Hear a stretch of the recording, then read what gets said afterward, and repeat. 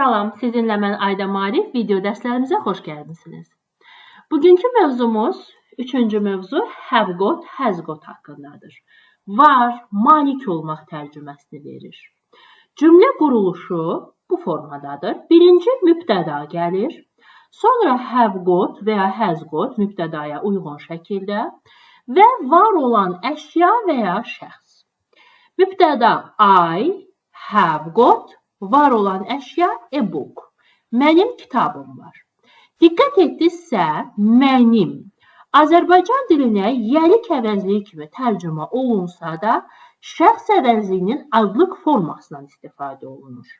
Yəni, mənim desək də, şəxs əvəzliyinin adlıq formalarından istifadə edirik. I have got, mənim var. You have got, sənin var. He has got, onun var. She has got, onun var. It has got, onun var. We have got, bizim varımızdır.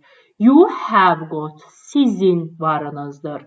They have got, bizim, onların varıdır. They have got, onların varıdır. Deməli, burada diqqət etməli olduğunuz nüans budur ki, Azərbaycan dilində yəlik tərcüməsini verir. Amma yazdığında biz şəxs əvəzliyinin adlıq formasını yazırıq. I, you, he, she, it, we, you, they. Bu, diqqətli olmağının birinci məqamınızdır. Sonra, keçmiş zamanda bütün şəxslərdə had olur. İndiki zamanda diqqət etdinizsə, he-də, she-də, it-də has got işləndi. Amma keçmiş zamanda belə bir şey yoxdur. Bütün şəxslərlə had işlənir. Varım idi mənasında, keçmiş zamanda.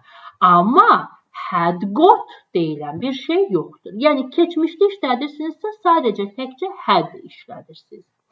Cəmdə olan bütün mübtədalar ilə hər zaman have got işlənir. Misal üçün, my friends, görürsünüz cəmdədir, have got cars. Təkdə olan bütün mübtədalar ilə hər zaman has got işlənir. My mother has got a new bag. Cümlədə əgər got varsa, diqqətli olun, sual və inkarı biz have, has ilə veririk. Cümləyə sual verərkən have və ya has cümlənin əvvəlinə keçir.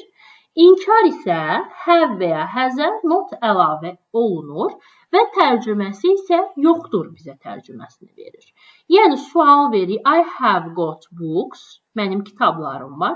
Sualda have gəlir cümlənin əvvəlinə, have I got books. İnkarda isə have-ə not əlavə olunur, I haven't got books. Lakin, əgər cümlədə got yoxdursa, bu hallarda cümləyə sual və inkar do, does ilə verilir. Amma unutmayın, does'dan sonra mütləq have işlənməlidir. Diqqət etməli olduğunuz məqam 2. I have books.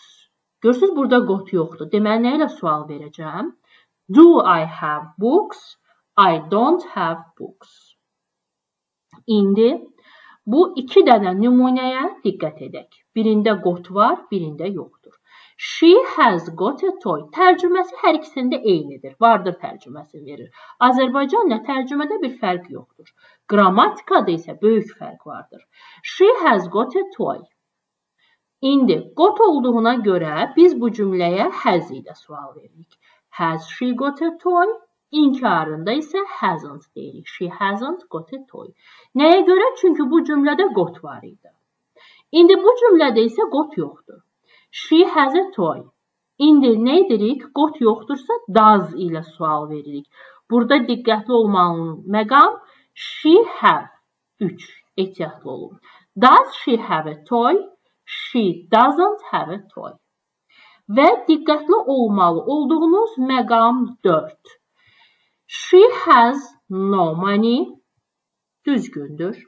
She hasn't got any money. Düzgündür. She doesn't have any money. Düzgündür. Amma əgər got işlədəcəksinizsə, burada has no got money deyə bilmərik. Çünki no'dan sonra mütləq isim gəlməlidir. No'dan sonra got işlənə bilməz. Sizə dərsi izah etdim. Mən Ayda Marif.